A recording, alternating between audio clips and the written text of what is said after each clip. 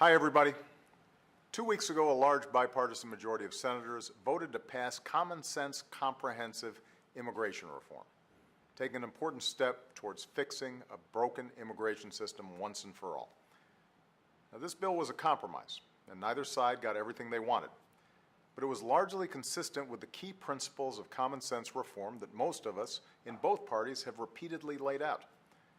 If passed, the Senate's plan would build on the historic gains we've made in border security over the past 4 years, with the most aggressive border security plan in our history.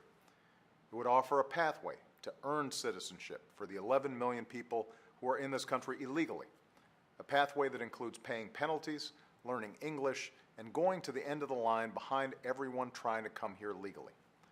And it would modernize our legal immigration system to make it more consistent with our values. The Senate's plan would also provide a big boost to our recovery.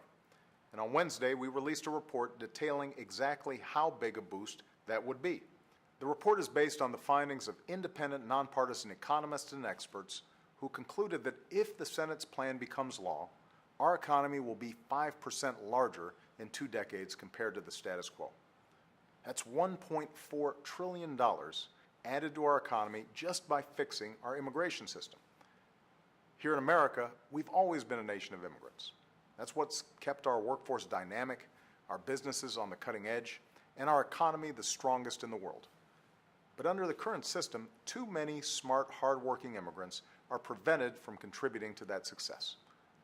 Immigration reform would make it easier for highly skilled immigrants and those who study at our colleges and universities to start businesses and create jobs right here in America. Foreign companies would be more likely to invest here. The demand for goods and services would go up, creating more jobs for American workers. Every worker and business would be required to pay their fair share in taxes, reducing our deficit by nearly $850 billion over the next 2 decades. And since a large portion of those taxes go towards retirement programs that millions of Americans depend on, Social Security would actually get stronger over the long term, adding 2 years to the life of the program's trust fund. That's what immigration reform would mean for our economy, but only if we act. If we don't do anything to fix our broken system, our workforce will continue to shrink as baby boomers retire. We won't benefit from highly skilled immigrants starting businesses and creating jobs here.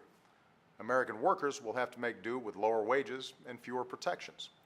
And without more immigrants and businesses paying their fair share in taxes, our deficit will be higher and programs like Social Security will be under more strain. And we've been debating this issue for more than a decade, ever since President Bush first proposed the broad outlines of immigration reform.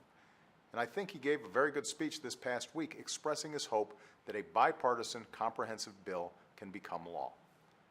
If Democrats and Republicans, including President Bush and I, can agree on something, that's a pretty good place to start.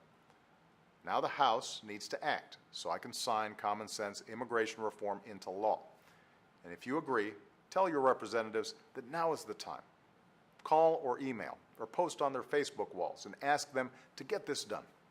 Because together we can grow our economy and keep America strong for years to come. Thanks, and have a great weekend.